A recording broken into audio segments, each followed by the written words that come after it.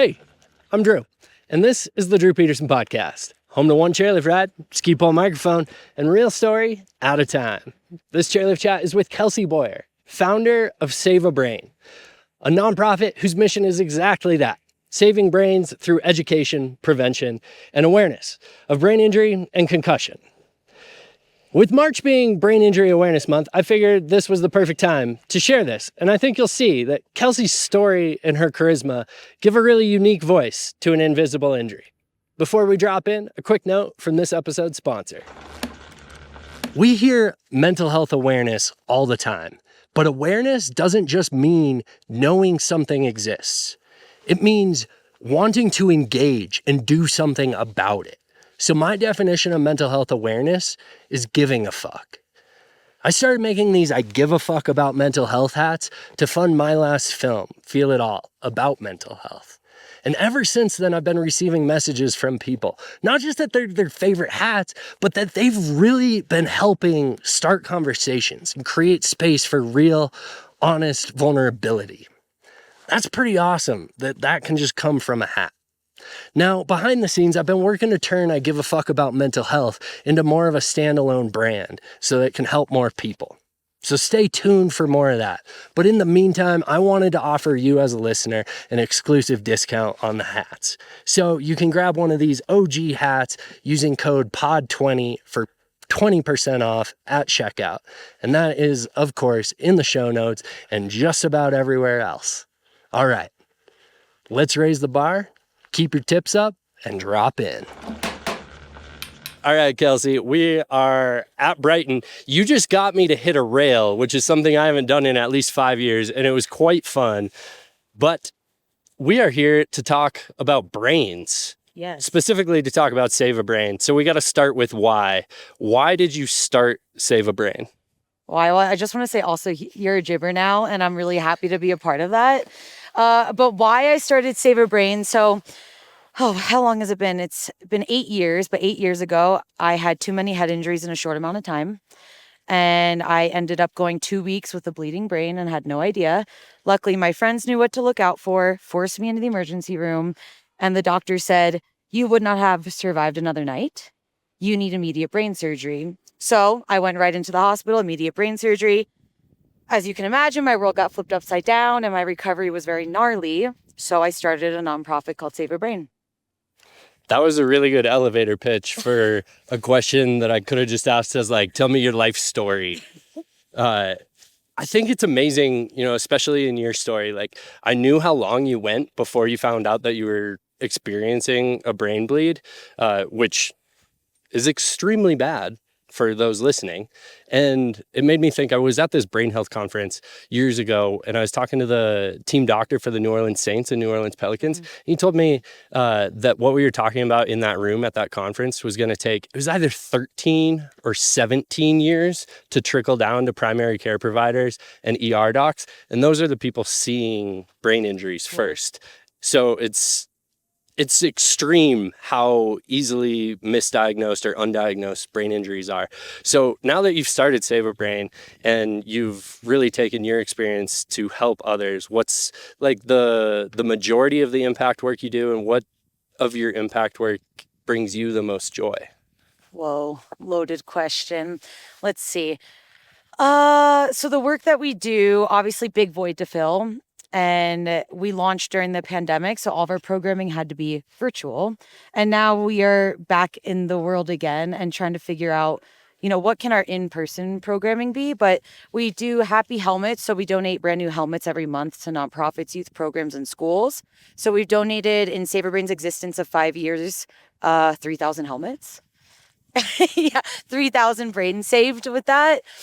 So we're still working on that one. We have a concussion guide that's for 8-year-olds and up to understand, so little Johnny can learn about his brain when he hits it and give it to his parents to learn. So we're really heavy on providing education for kids and parents. What else do we have? A cookbook for the brain and concussions and healing. And that, you can buy that on our website. And what else have we been working on? We got our hands in so many things. We recently just started a podcast called the Save a Brain Headquarters, which has been really fun just to interview neuroscientists, TBI survivors, the athletes, just everybody who has ever experienced it. And yeah, I think this year will be a lot of growth for us and where we expand and what we do. But those are kind of the pillars that we're highlighting right now. And then joys. The joys of Save Our Brain, it's interesting because I created this out of my own experience. So I'm part of the community that we're trying to help as well. And I think for me, the most fulfilling thing has been connecting with individuals, hearing their stories, knowing that they have somewhere to go and they don't feel alone anymore. Because for me, that was definitely, I felt so alone in my recovery. And yeah, I'm excited for the podcast to also, help fill that void for so many within the community. Just, you're not alone. It's the number one injury in the world. So, yeah. And we all have brains. Straight up. Yeah. I think like in your story and seeing the work that you do, it makes me think a lot back to when I first got help with my brain injuries and really the after effects of them. It like a brain injury, a concussion is such an invisible injury. But I think what is notable and what really stood out to me in my experience is that it's tangible, even though it's invisible. And I think the more that we educate people to make that, tangibility of brain injuries more apparent, they can just become more normalized and we can understand what's actually happening in our brains. One of those aspects of your impact work with 3,000 helmets. Yeah. First off, that's awesome. I have hit my head enough that I've gone through close to 3,000 helmets as well. No.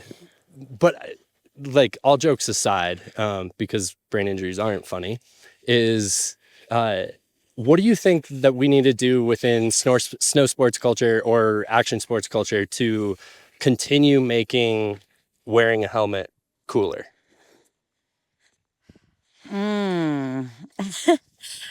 This is an interesting topic. A lot of people, I've stirred the pot a lot with it because I'm just curious, why do you wear one? Why don't you wear one? And it all comes down to, freedom of choice. Like you decide if you want to put it on that day, but the needle is moving, which has been really cool to see.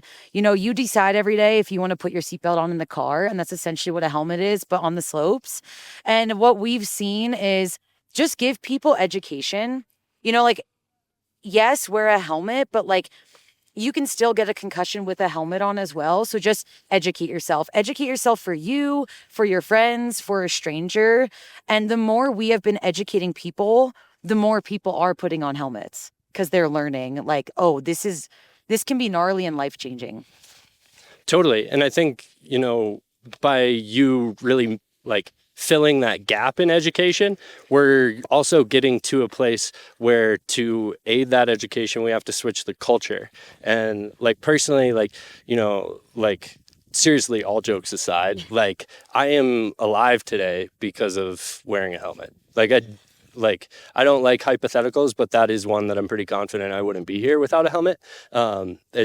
Helmets probably saved my life on 2 occasions. And so I think like for me personally, like I just always think too, like for people who are in positions of influence, like kids look up to, it's not just like professional athletes. It's like kids look up to whoever like the cool guy is at the ski area, the cool girl is at the, in the park right now. And so it does matter the, impression that you're leaving on kids. Mm-hmm. One of the things that I loved was that your, what was it, brain guide was relevant for ages 8 and up. Yeah. I think that's super cool. What kind of success and like how open to kids are about learning all that? It's actually been a new era of learning for me in that category. I went to a kids safety convention and it was all pretty much kindergarten and up. And none of them, they either don't know what a concussion is because you don't learn about it in school. And they also have never seen a brain. We have like a little model of a brain at our table. And yeah, it was super interesting to me. And it just went back to thinking, yeah, like the kids in schools, you don't learn about brain injuries. You don't learn about the brain. Like we just don't talk about it because it is invisible. And I think it's so important for children to just learn about their brain because it's our greatest asset. And if they can just really understand that, like imagine what they could do in the world. And yeah, it all starts with the kids, I feel like.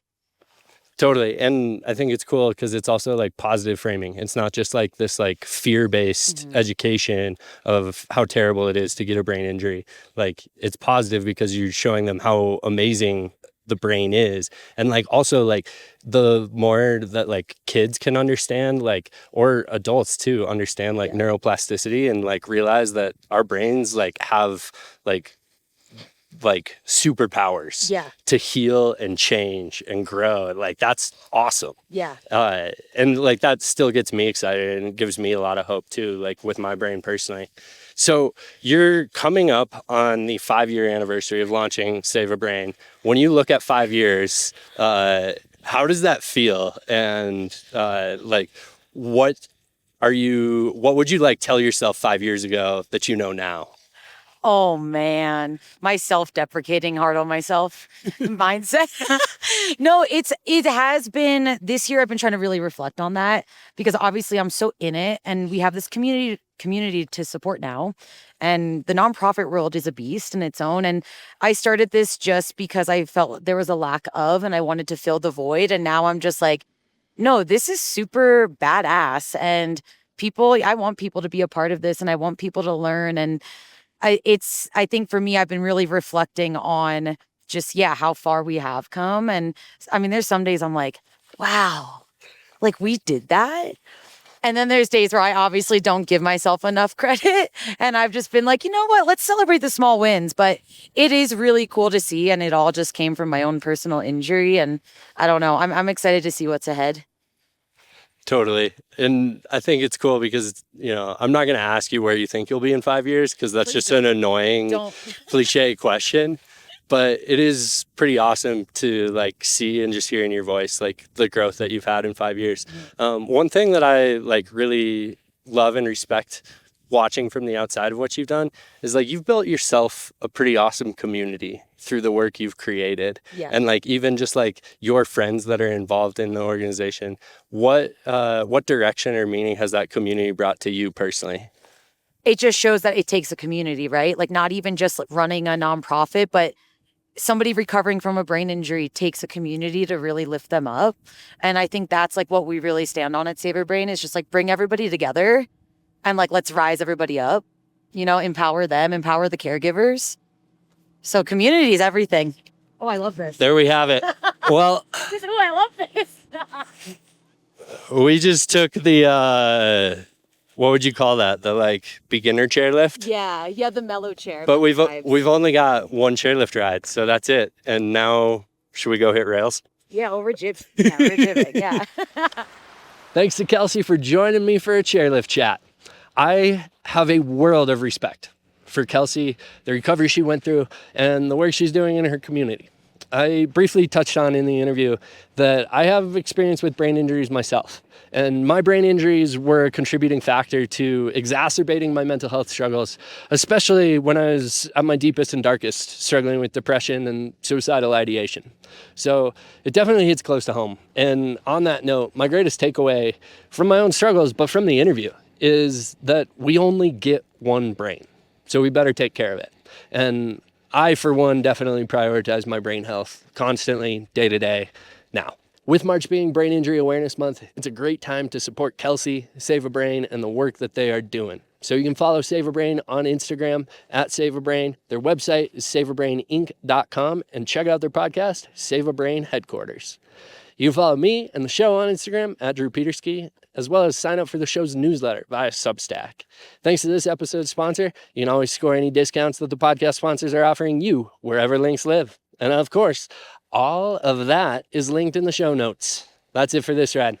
Thanks for listening to the Drew Petersen Podcast. Until next run, keep your tips up. Ski and enjoy, my friends.